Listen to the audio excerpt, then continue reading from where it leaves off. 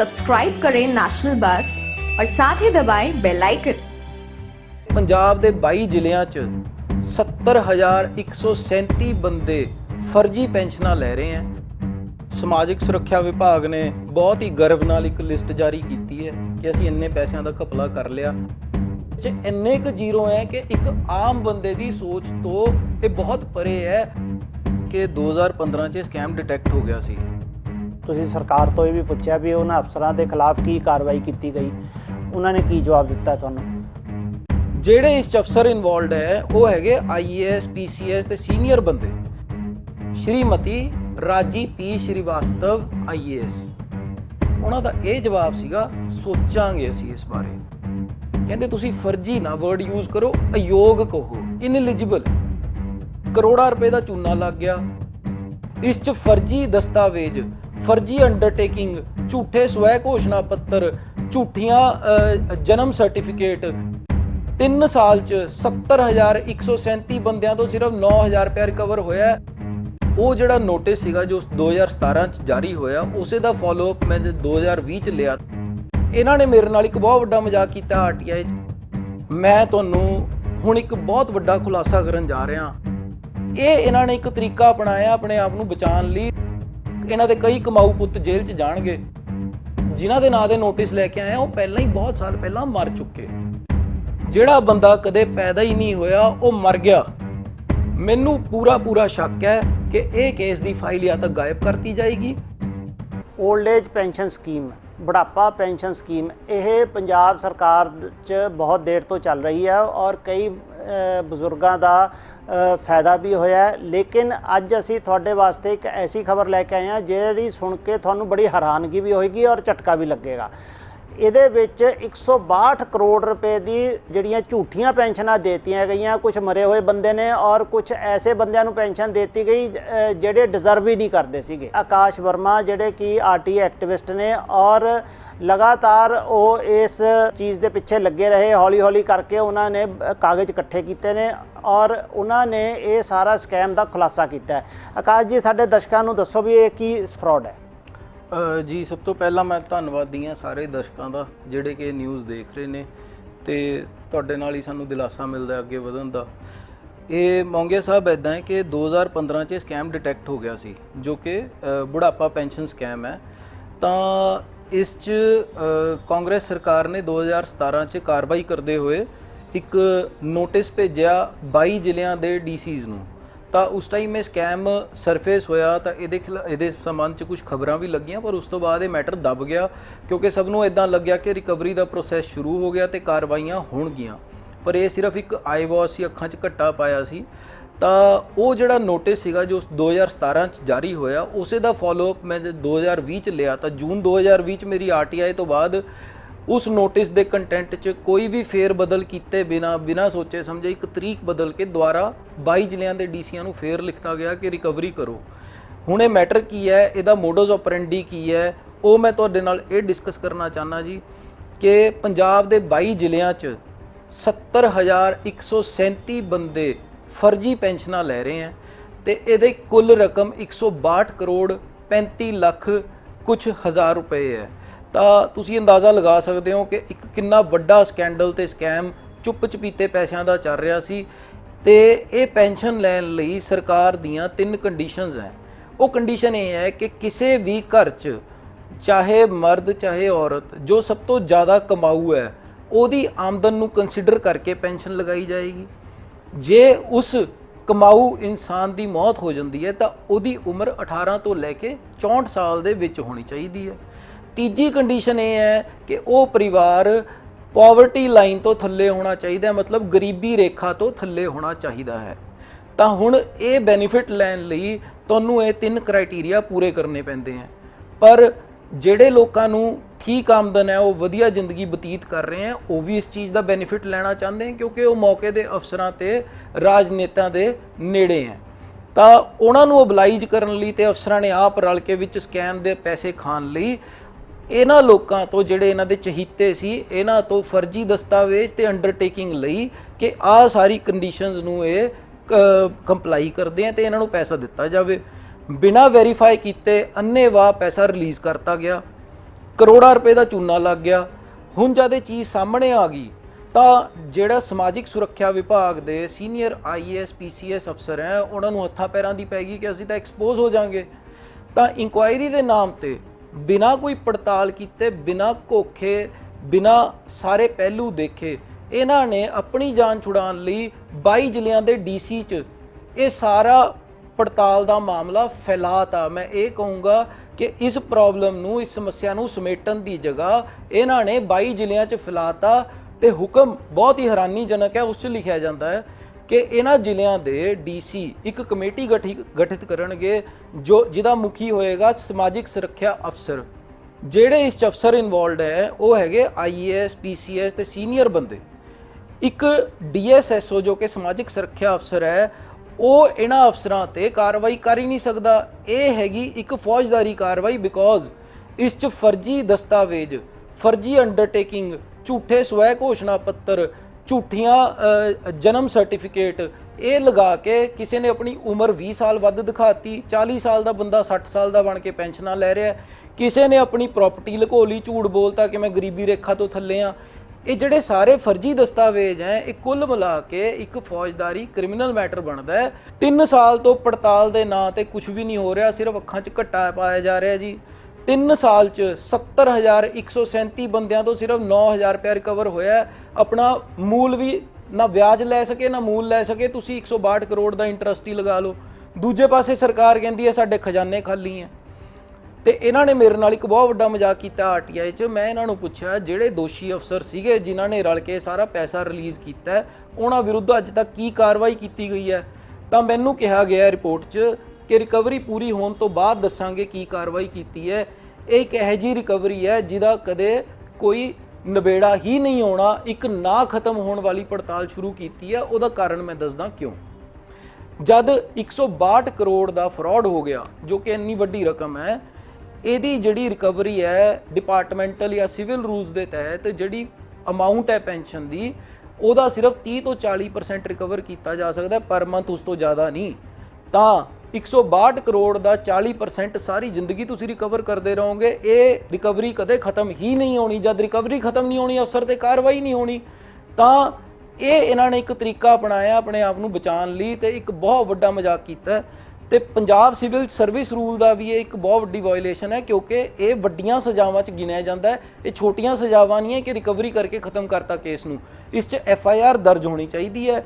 ਇਸ 'ਚ ਬਹੁਤ ਵੱਡੀ ਇਨਵੈਸਟੀਗੇਸ਼ਨ ਏਜੰਸੀ ਦਾ ਇੱਕ ਰੋਲ ਹੋਏਗਾ, ਚਾਹੇ ਉਹ ਐਨਫੋਰਸਮੈਂਟ ਡਾਇਰੈਕਟੋਰੇਟ ਹੋਵੇ, ਚਾਹੇ ਪੰਜਾਬ ਬਿਊਰੋ ਆਫ ਇਨਵੈਸਟੀਗੇਸ਼ਨ ਹੋਵੇ, ਚਾਹੇ CBI ਹੋਵੇ। ਮੈਨੂੰ ਨਹੀਂ ਲੱਗਦਾ ਕਿ ਪੰਜਾਬ ਸਰਕਾਰ ਆਪਣੇ ਘਪਲਿਆਂ ਦਾ ਰਿਕਾਰਡ ਕਿਸੇ ਕੇਂਦਰੀ ਸਰਕਾਰ ਦੀ ਏਜੰਸੀ ਨੂੰ ਦੇਵੇਗੀ ਕਿਉਂਕਿ ਇਹਨਾਂ ਦੇ ਕਈ ਕਮਾਊ ਪੁੱਤ ਜੇਲ੍ਹ 'ਚ ਜਾਣਗੇ।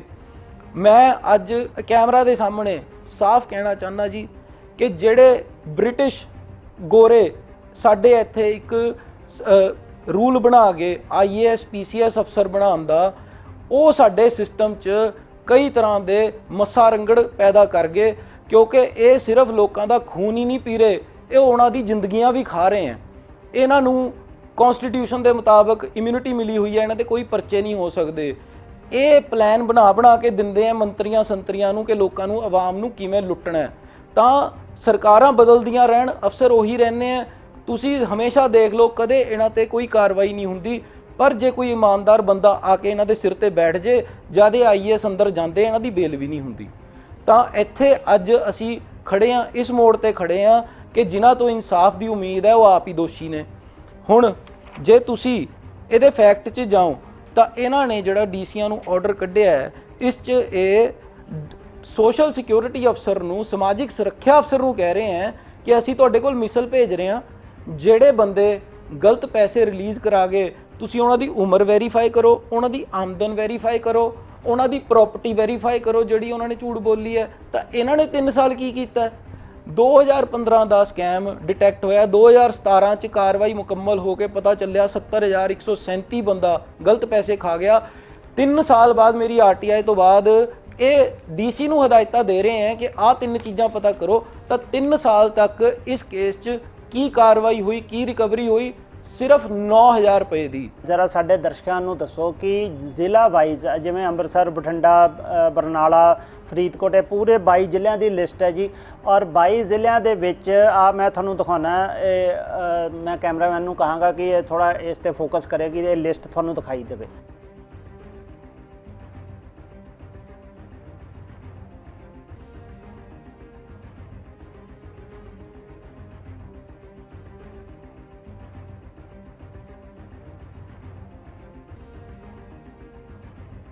ਮੈਂ ਹੁਣ ਆਕਾਸ਼ ਜੀ ਨੂੰ ਕਹਾਂਗਾ ਕਿ ਆਕਾਸ਼ ਜੀ ਨੇ ਜਿਹੜੀ ਇਹ ਆਰਟੀਆਈ ਦੇ ਥੱਲੇ ਸਾਰੀ ਇਨਫੋਰਮੇਸ਼ਨ ਗੈਦਰ ਕੀਤੀ ਹੈ, ਇਕੱਠੀ ਕੀਤੀ ਹੈ, ਇਹ ਜ਼ਿਲ੍ਹਾ ਵਾਈਜ਼ ਸਾਡੇ ਦਰਸ਼ਕਾਂ ਨੂੰ ਦੱਸੋ ਵੀ ਹਰ ਜ਼ਿਲ੍ਹੇ 'ਚ ਕਿੰਨੇ ਕਰੋੜ ਦਾ ਫਰਾਡ ਹੋਇਆ ਔਰ ਕਿੰਨੇ ਬੰਦੇ ਜਾਲੀ ਪੈਨਸ਼ਨ ਲੈ ਰਹੇ ਨੇ। ਆ ਜਰਾ ਸਾਡੇ ਦਰਸ਼ਕਾਂ ਨੂੰ ਦੱਸੋ।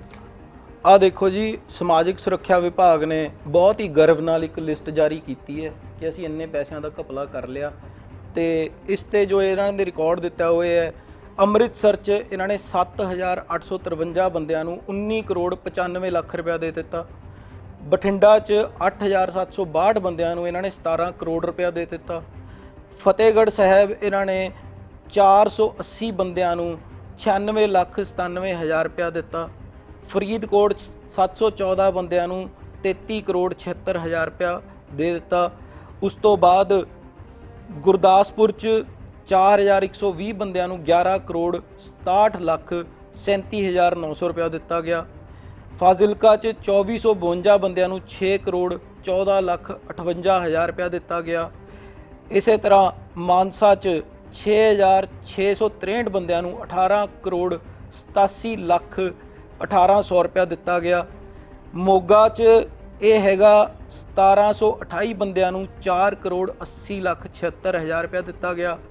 ਪਟਿਆਲਾ ਜੋ ਕਿ ਸੀਐਮ ਸਾਹਿਬ ਦਾ ਆਪਣਾ ਸਿਟੀ ਹੈ, 6528 ਬੰਦਿਆਂ ਨੂੰ 19 ਕਰੋੜ 63 ਲੱਖ 5 ਹਜ਼ਾਰ ਰੁਪਇਆ ਦਿੱਤਾ ਗਿਆ।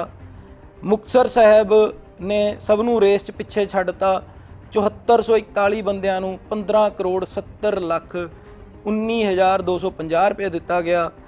ਇੱਦਾਂ ਹੀ ਰੇਸ 'ਚ ਸੰਗਰੂਰ ਦੂਜੇ ਨੰਬਰ ਤੇ ਦਿਖਦਾ ਹੈ, ਜਿਸ 'ਚ 12,573 ਬੰਦਿਆਂ ਨੂੰ ਇਹਨਾਂ ਨੇ 26 ਕਰੋੜ 63 ਲੱਖ 47 ਹਜ਼ਾਰ ਰੁਪਇਆ ਦਿੱਤਾ। ਇੱਦਾਂ ਹੀ ਇਹਨਾਂ ਨੇ ਤਰਨਤਾਰਨ 'ਚ 3207 ਬੰਦਿਆਂ ਨੂੰ 2 ਕਰੋੜ 16 ਲੱਖ 27 ਹਜ਼ਾਰ 500 ਰੁਪਇਆ ਦਿੱਤਾ। ਮੈਂ ਤੁਹਾਨੂੰ ਇਹ ਵੀ ਦੱਸਣਾ ਚਾਹਾਂਗਾ ਕਿ ਜਿਹੜੇ ਅਸਲ ਲੋੜਵੰਦ ਤੇ ਗਰੀਬ ਬੰਦੇ ਆ, ਜਦ ਉਹਨਾਂ ਦੀਆਂ ਪੈਨਸ਼ਨਾਂ ਰੁਕਦੀਆਂ, ਇਹ ਮਹਿਕਮਾ 8 ਤੋਂ 9 ਮਹੀਨੇ ਤੱਕ ਉਹਨਾਂ ਨੂੰ ਲੋਕਾਂ ਨੂੰ ਤੜਪਾਉਂਦਾ ਹੈ, ਉਹਨਾਂ ਦੇ ਕੇਸ ਕਲੀਅਰ ਨਹੀਂ ਕਰਦੇ, ਉਹ ਬੰਦਿਆਂ ਨੂੰ ਰਵਾ ਦਿੰਦੇ ਆ, ਉਹਨਾਂ ਦੇ ਘਰ ਰੋਲ ਦਿੰਦੇ ਆ, ਤਾਂ ਜਾ ਕੇ ਪੈਨਸ਼ਨਾਂ ਰਿਲੀਜ਼ ਹੁੰਦੀਆਂ। ਉੱਥੇ ਜਿਹੜੇ ਲਾਭਪਾਤਰੀ ਹੈ ਫਰਜ਼ੀ, ਉਹਨਾਂ ਨੂੰ ਕਿਹੜੇ ਲੈਵਲ ਦਾ ਪੈਸਾ ਦਿੱਤਾ ਹੋਇਆ ਤੇ ਇਹਦਾ ਕਿੰਨਾ ਇੰਟਰਸਟ ਤੇ ਕਿੰਨਾ ਲਾਸ ਹੋਇਆ ਹੈ, ਇਹ ਜੇ ਤੁਸੀਂ ਆંકੜਿਆਂ 'ਚ ਦੇਖੋਗੇ ਇਸ 'ਚ ਇੰਨੇ ਕੁ ਜ਼ੀਰੋ ਹੈ ਕਿ ਇੱਕ ਆਮ ਬੰਦੇ ਦੀ ਸੋਚ ਤੋਂ ਇਹ ਬਹੁਤ ਪਰੇ ਹੈ। ਉਹ ਅੰਦਾਜ਼ਾ ਨਹੀਂ ਲਗਾ ਸਕਦਾ ਕਿ ਸਰਕਾਰ ਕੋਲ ਕਿੰਨੇ ਪੈਸੇ ਦਾ ਘਪਲਾ ਹੋ ਰਿਹਾ, ਜਦ ਕਿ ਪੰਜਾਬ ਸਰਕਾਰ ਹਮੇਸ਼ਾ ਰੋਂਦੀ ਰਹਿੰਦੀ ਹੈ ਸਾਡੇ ਖਜ਼ਾਨੇ ਖਾਲੀ ਹੈ। ਖਜ਼ਾਨੇ ਖਾਲੀ ਨਹੀਂ ਹੈ, ਖਜ਼ਾਨੇ ਖਾਲੀ ਕੀਤੇ ਜਾ ਰਹੇ ਹਨ ਗਲਤ ਕੰਮਾਂ 'ਚ। ਅੱਛਾ ਆਕਾਸ਼ ਜੀ, ਮੇਰਾ ਹੁਣ ਤੁਹਾਨੂੰ ਇਹ ਸਵਾਲ ਹੈ ਕਿ ਇਹ ਤਾਂ 2015 'ਚ ਕੇਸ ਖੁੱਲ੍ਹਿਆ, 2017 ਦੇ ਵਿੱਚ ਇਹਦੀ ਇਨਕੁਆਇਰੀ ਮੁਕੰਮਲ ਹੋ ਗਈ, ਨਵੀਂ ਸਰਕਾਰ ਆਈ, ਉਹਨਾਂ ਨੇ ਡੀਸੀਆਂ ਨੂੰ ਕਹਿ ਦਿੱਤਾ ਵੀ ਤੁਸੀਂ ਇਹ ਰਿਕਵਰੀ ਸਟਾਰਟ ਕਰੋ, ਜਿਹਦਾ ਕਿ ਰਿਜ਼ਲਟ ਤੁਸੀਂ ਅੱਜ ਸਾਨੂੰ ਦੱਸਿਆ ਵੀ ਰਿਕਵਰੀ ਹਾਲੇ ਤੱਕ ਨਹੀਂ ਹੋਈ ਹੈ। ਬਸ ਇੱਕ ਜਿਵੇਂ ਆਪਾਂ ਕਹਿੰਦੇ ਆ ਵੀ ਆਈ ਵਾਸ਼ ਕਰਤਾ, ਵੀ ਇੱਕ ਵਾਰੀ ਤੁਸੀਂ ਡੀਸੀਆਂ ਨੂੰ ਕਹਿਤਾ ਕਰੋ, ਉਸ ਤੋਂ ਬਾਅਦ ਡੀਸੀਆਂ ਨੇ ਕੁਝ ਨਹੀਂ ਕੀਤਾ, ਉਹ ਵੀ ਸਾਹਮਣੇ ਆ ਗਿਆ। ਹੁਣ ਕਿਆ ਇਸ ਤੋਂ ਬਾਅਦ ਵੀ ਇਹ ਫਰਾਡ ਚੱਲ ਰਿਹਾ? ਕੋਈ ਐਸੀ ਵੀ ਤੁਸੀਂ ਆਰਟੀਆਈ ਪਾਈ ਵੀ ਜਿਸ 'ਚ ਕੋਈ ਐਸਾ ਕੇਸ ਆਇਆ ਹੋਵੇ ਵੀ ਇਸ ਤੋਂ ਬਾਅਦ ਫਰਾਡ ਚੱਲ ਰਿਹਾ ਹੋਵੇ? ਜੀ ਸਰ, ਉਸ ਤੋਂ ਬਾਅਦ ਮੈਂ ਫੋਲੋਅਪ ਕੀਤਾ, ਮੈਂ ਕੁਝ ਲੋਕਾਂ ਤੋਂ, ਪੀੜਤਾਂ ਤੋਂ ਰਿਕਾਰਡ ਇਕੱਠੇ ਕੀਤੇ ਹੈ, ਤਾਂ ਉਸ 'ਚ ਮੈਂ ਤੁਹਾਨੂੰ ਦਿਖਾਉਣਾ ਚਾਹੁੰਦਾ। ਇੱਕ ਤਾਂ ਇਹਨਾਂ ਦੀ 9/2018 ਦੀ ਇੱਕ ਰਿਪੋਰਟ ਨੰਬਰ 343 ਹੈ, ਜਿਸ 'ਚ ਦਫ਼ਤਰ ਜ਼ਿਲ੍ਹਾ ਸਮਾਜਿਕ ਸੁਰੱਖਿਆ ਅਫਸਰ ਮੁਕਤਸਰ ਸਾਹਿਬ ਆਪਣੀ ਰਿਪੋਰਟ 'ਚ ਆਪ ਮੰਨ ਰਿਹਾ ਕਿ ਸਾਨੂੰ ਪਿੱਛੋਂ ਪੈਨਸ਼ਨ ਦੇ ਸੰਬੰਧੀ ਖਜ਼ਾਨੇ 'ਚੋਂ ਕੋਈ ਪੈਸਾ ਨਹੀਂ ਆਇਆ, ਸਾਡੇ ਖਜ਼ਾਨੇ ਖਾਲੀ ਹੈ, ਜਿਹਦੇ ਕਰਕੇ ਅਸੀਂ ਕਾਫੀ ਦੇਰ ਤੋਂ ਪੈਨਸ਼ਨ ਰਿਲੀਜ਼ ਨਹੀਂ ਕਰ ਪਾ ਰਹੇ।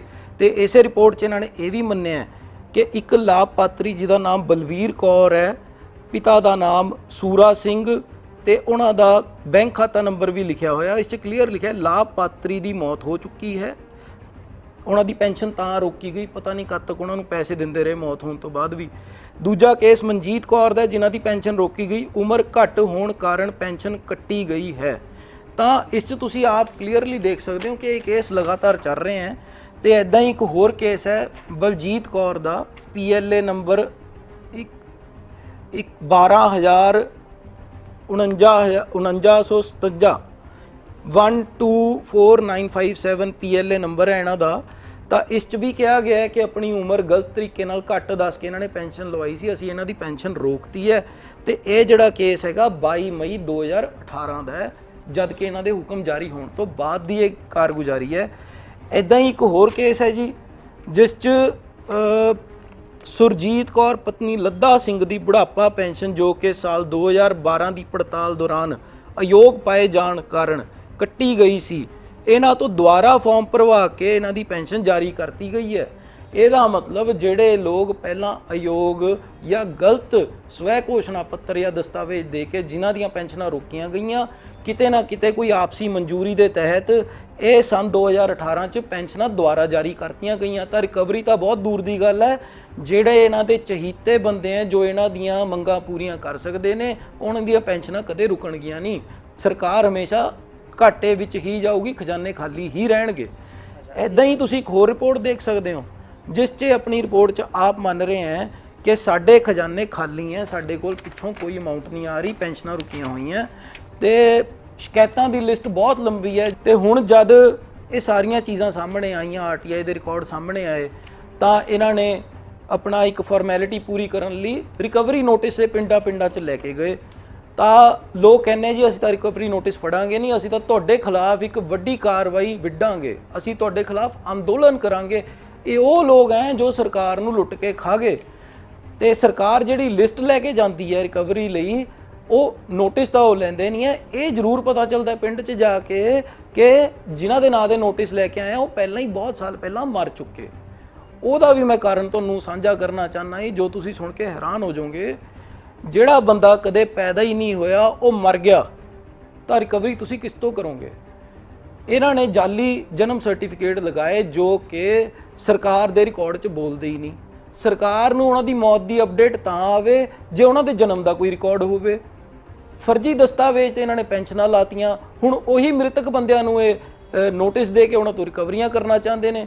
ਤੇ ਤੁਸੀਂ ਆਪ ਹਿਸਾਬ ਲਗਾ ਸਕਦੇ ਹੋ ਕਿ ਕਿੰਨਾ ਕੁ ਕ੍ਰਿਮੀਨਲ ਰਿਕਾਰਡ ਤੇ ਫਰਜ਼ੀ ਦਸਤਾਵੇਜ਼ ਸਮਾਜਿਕ ਸੁਰੱਖਿਆ ਵਿਭਾਗ ਦੇ ਹੈੱਡਕੁਆਟਰ 'ਚ ਪਿਆ ਹੈ।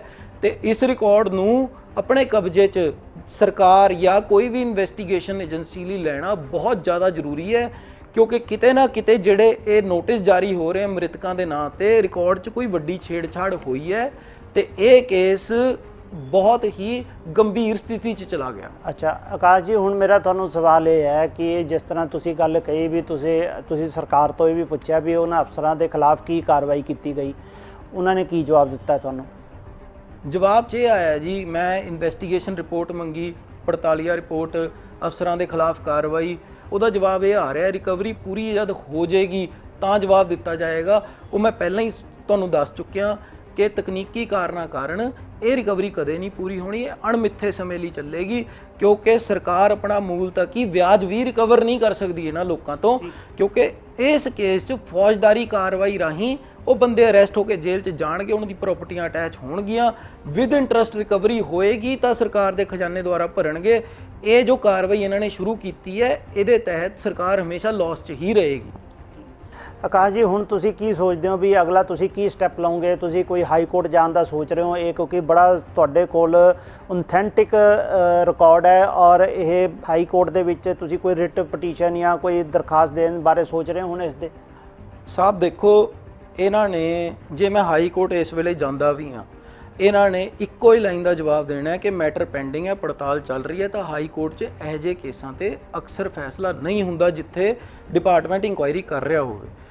ਮੈਂ ਤੁਹਾਨੂੰ ਹੁਣ ਇੱਕ ਬਹੁਤ ਵੱਡਾ ਖੁਲਾਸਾ ਕਰਨ ਜਾ ਰਿਹਾ ਜੋ ਕਿ ਅਧਿਕਾਰੀਆਂ ਨੂੰ ਸੁਣਨ 'ਚ ਬਹੁਤ ਬੁਰਾ ਲੱਗੇਗਾ। ਸਮਾਜਿਕ ਸੁਰੱਖਿਆ ਵਿਭਾਗ ਦੇ ਜਿਹੜੇ ਪ੍ਰਮੁੱਖ ਸਕੱਤਰ ਨੇ ਉਹ ਹੈਗੇ ਸ਼੍ਰੀਮਤੀ ਰਾਜੀ ਪੀ ਸ਼੍ਰੀਵਾਸਤਵ IAS। ਜਦ ਉਹਨਾਂ ਤੋਂ ਪੁੱਛਿਆ ਗਿਆ ਕਿ ਮੈਡਮ ਤੁਸੀਂ ਇਸ 'ਚ ਕੋਈ ਫੌਜਦਾਰੀ ਕ੍ਰਿਮੀਨਲ ਕਾਰਵਾਈ ਕਿਉਂ ਨਹੀਂ ਕਰਵਾਉਂਦੇ, ਤਾਂ ਉਹਨਾਂ ਦਾ ਇਹ ਜਵਾਬ ਸੀਗਾ ਸੋਚਾਂਗੇ ਅਸੀਂ ਇਸ ਬਾਰੇ। ਉਹਨਾਂ ਨੂੰ ਬਹੁਤ ਬੁਰਾ ਲੱਗਿਆ ਤੇ ਉਹਨਾਂ ਨੇ ਫੋਨ ਕੱਟਤਾ। ਕਿਸੇ ਪੱਤਰਕਾਰ ਨੇ ਪੁੱਛਿਆ ਸੀ। ਦੂਜੀ ਗੱਲ ਇਹ ਹੈ ਜੀ, ਉਹਨਾਂ ਨੂੰ ਜਦ ਪੁੱਛਿਆ ਗਿਆ ਕਿ ਮੈਡਮ ਇਹ ਫਰਜ਼ੀ ਲੋਕ ਫਰਜ਼ੀ ਖਾਤਿਆਂ 'ਚ ਪੈਸੇ ਲੈ ਗਏ ਤਾਂ ਉਹਨਾਂ ਨੂੰ ਇਹ ਗੱਲ ਬਹੁਤ ਬੁਰੀ ਲੱਗੀ। ਕਹਿੰਦੇ ਤੁਸੀਂ ਫਰਜ਼ੀ ਨਾ ਵਰਡ ਯੂਜ਼ ਕਰੋ, ਅਯੋਗ ਕਹੋ, ਇਨਐਲੀਜੀਬਲ। ਤਾਂ ਮਤਲਬ ਕਿਤੇ ਨਾ ਕਿਤੇ ਤੁਸੀਂ ਇਹਨਾਂ ਦੀ ਸੋਚ ਦੇਖ ਸਕਦੇ ਹੋ ਕਿ ਨੀਰਵ ਮੋਦੀ ਵਰਗੇ ਲੋਕ, ਵਿਜੇ ਮਾਲਿਆ ਵਰਗੇ ਲੋਕ, ਇਹ ਫਰਜ਼ੀ ਨਹੀਂ ਹੈ, ਇਹ ਸਾਰੇ ਅਯੋਗ ਸੀਗੇ ਜਿਨ੍ਹਾਂ ਨੂੰ ਇੰਨਾ ਲੋਨ ਦੇਣਾ ਨਹੀਂ ਚਾਹੀਦਾ ਸੀ। ਅਯੋਗ ਲੋਨ ਹੋ ਗਏ ਤੇ ਆ ਤੁਹਾਡੇ ਸਾਹਮਣੇ ਹੈ ਰਿਜ਼ਲਟ ਕਿ ਦੇਸ਼ ਕਿਵੇਂ ਲੁੱਟ ਰਿਹਾ ਹੈ। ਜੇ ਇਹ ਪੜਤਾਲ ਕਰਕੇ ਆਪਣੀ ਰਿਪੋਰਟ ਮੁਕੰਮਲ ਕਰ ਦਿੰਦੇ ਆ, ਉਸ 'ਚ ਜੇ ਕੋਈ ਕਮੀਆਂ ਰਹਿੰਦੀਆਂ ਮੈਂ ਹਾਈ ਕੋਰਟ ਜਾ ਸਕਦਾ, ਪਰ ਜਦ ਤੱਕ ਕੇਸ ਪੈਂਡਿੰਗ ਹੈ ਹਾਈ ਕੋਰਟ, ਸੁਪਰੀਮ ਕੋਰਟ, ਦੁਨੀਆ ਦੀ ਕਿਸੇ ਅਦਾਲਤ ਨੇ ਇਸ ਕੇਸ ਨੂੰ ਨਹੀਂ ਸੁਣਨਾ। ਟੈਕਨੀਕਲੀ ਜੇ ਅੱਜ ਕੇਸ ਖੜਾ ਹੋ ਜਾਂਦਾ ਤੁਹਾਡੀਆਂ ਖਬਰਾਂ ਜਾਂ ਬਾਕੀ ਖਬਰਾਂ ਰਾਹੀਂ, ਇਹ ਗੱਲ ਯਾਦ ਰੱਖਿਓ, ਇਸ ਦੇ 2 ਰੈਪਰਕਸ਼ਨ ਆਣਗੇ। 70,137 ਬੰਦੇ ਨਹੀਂ, ਉਹਨਾਂ ਦੇ ਪਰਿਵਾਰ ਵੀ ਸਰਕਾਰ ਦੇ ਦੁਸ਼ਮਣ ਬਣ ਜਾਣਗੇ ਜਿਨ੍ਹਾਂ ਤੋਂ ਤੁਸੀਂ ਪੈਸਾ ਵਾਪਸ ਮੰਗੋਗੇ, ਉਹ ਵੀ ਅੱਜ ਦੀ ਤਰੀਕ 'ਚ, ਜਦ ਤੁਹਾਨੂੰ ਪਤਾ ਹੈ ਪੰਜਾਬ ਦੇ ਕੀ ਹਾਲਾਤ ਨੇ। ਦੂਜੀ ਗੱਲ, 70,000 ਵੋਟ ਖਰਾਬ ਹੋਏਗੀ, ਇਹ ਵੀ ਡਰ ਹੈ। ਤੀਜੀ ਗੱਲ, ਹੁਣ ਇਸ ਸਾਰੇ ਮਸਲੇ ਨੂੰ ਕਿਵੇਂ ਨਿਬੇੜਿਆ ਜਾਵੇ। ਜਦ ਇਹ ਕੇਸ ਗਲੇ ਦੀ ਹੱਡੀ ਬਣ ਗਿਆ ਤਾਂ ਇਸ ਕੇਸ 'ਚ ਮੈਨੂੰ ਪੂਰਾ ਸ਼ੱਕ ਹੈ ਕਿ ਇਹ ਕੇਸ ਦੀ ਫਾਈਲ ਜਾਂ ਤਾਂ ਗਾਇਬ ਕਰਤੀ ਜਾਏਗੀ, ਜਿੱਦਾਂ ਕਿ ਇਸ 'ਚ ਫਰਜ਼ੀ ਦਸਤਾਵੇਜ਼ ਹੈ, ਜਾਂ ਫਿਰ ਇਹਨੂੰ ਸਵੱਛ ਭਾਰਤ ਅਭਿਆਨ ਦੇ ਤਹਿਤ ਜਲਾ ਕੇ ਇੱਕ ਰਿਪੋਰਟ ਪੇਸ਼ ਕਰਤੀ ਜਾਏਗੀ ਕਿ ਇਸ ਕੇਸ ਦੇ ਕਾਗਜ਼ ਜਲਾਤੇ ਗਏ। ਸਵੱਛ ਭਾਰਤ ਅਭਿਆਨ ਦੇ ਤਹਿਤ ਸੈਂਟਰਲ ਗਵਰਨਮੈਂਟ ਤੋਂ ਹੁਕਮ ਆਇਆ ਸੀ ਪੁਰਾਣੇ ਕਾਗਜ਼ ਜਲਾ ਦਿਓ ਤਾਂ ਜਲਾ ਦਿਓ। ਮੈਂ ਇਸ ਕੇਸ 'ਚ ਕਲੀਅਰ ਕਰਨਾ ਚਾਹੁੰਦਾ ਜੀ, ਪਬਲਿਕ ਰਿਕਾਰਡ ਐਕਟ 1993 ਦੇ ਤਹਿਤ ਕਿਸੇ ਵੀ ਫੌਜਦਾਰੀ ਕੇਸ, ਕ੍ਰਿਮੀਨਲ ਕੇਸ 'ਚ ਜਿਹੜਾ ਐਵੀਡੈਂਸ ਹੈ ਉਹਨੂੰ ਤੁਸੀਂ ਡਿਸਟਰੋਏ ਨਹੀਂ ਕਰ ਸਕਦੇ, ਉਹ ਪਰਮਾਨੈਂਟ ਨੇਚਰ ਦਾ ਹੈ। ਜੇ ਮੈਂ ਇਸ ਵੇਲੇ ਕੁਝ ਕਰ ਸਕਦਾ, ਮੈਂ ਹਾਈ ਕੋਰਟ ਜਾ ਕੇ ਸਿਰਫ ਇੱਕ ਬੇਨਤੀ ਕਰੂੰਗਾ ਕਿ ਪੂਰੇ ਦਾ ਪੂਰਾ ਰਿਕਾਰਡ ਪ੍ਰੀਜ਼ਰਵ ਕੀਤਾ ਜਾਵੇ, ਇਹਨੂੰ ਜਲਾਇਆ ਨਾ ਜਾਵੇ, ਇਹਨੂੰ ਵੀਡ ਆਊਟ ਨਾ ਕੀਤਾ ਜਾਵੇ ਤੇ ਇਹਦੀ ਪੂਰੀ ਰਿਕਾਰਡ ਦੀ ਇੱਕ ਕਾਪੀ ਕਿਸੇ ਇੰਡੀਪੈਂਡੈਂਟ ਇਨਵੈਸਟੀਗੇਸ਼ਨ ਏਜੰਸੀ ਦੇ ਕੋਲ ਜਾਵੇ ਕਿ ਜੇ ਕੱਲ ਰਿਕਾਰਡ ਇਹਨਾਂ ਤੋਂ ਗੁੰਮ ਗਿਆ ਤਾਂ ਇਹ ਕੇਸ ਦੁਆਰਾ ਸਟੈਂਡ ਹੋ ਸਕੇ। ਮੇਰੀ ਸਰਕਾਰ ਨੂੰ, ਕੈਪਟਨ ਅਮਰਿੰਦਰ ਸਿੰਘ ਜੀ ਨੂੰ ਇਹੀ ਬੇਨਤੀ ਹੈ ਕਿ ਸਰ ਇਸ ਕੇਸ 'ਚ ਥੋੜਾ ਜਿਹਾ ਗੌਰ ਕੀਤਾ ਜਾਵੇ, ਸਾਡੇ ਖਜ਼ਾਨੇ ਦੁਆਰਾ ਭਰ ਜਾਣਗੇ। ਉਮੀਦ ਕਰਦੇ ਹਾਂ ਵੀ ਸੀਐਮ ਸਾਹਿਬ ਕੋਈ ਇਸ ਤੇ ਸਖਤ ਕਾਰਵਾਈ ਕਰਨਗੇ ਔਰ ਕੋਈ ਕਮੇਟੀ ਬਿਠਾਉਣਗੇ, ਔਰ ਇਹ ਹੁਣ ਆਉਣ ਵਾਲਾ ਵਕਤ ਦੱਸੇਗਾ ਵੀ ਸੀਐਮ ਸਾਹਿਬ ਇਸ ਤੇ ਕਦੋਂ ਕਾਰਵਾਈ ਕਰਨਗੇ। ਸਾਰੇ ਦਰਸ਼ਕਾਂ ਦਾ ਸਾਡੇ ਨਾਲ ਜੁੜਨ ਦਾ ਬਹੁਤ ਬਹੁਤ ਧੰਨਵਾਦ। नेशनल बस पर लेटेस्ट न्यूज और एंटरटेनमेंट वीडियोस देखने के लिए सब्सक्राइब करें, लाइक करें, कमेंट करें और शेयर करें। Thanks for watching.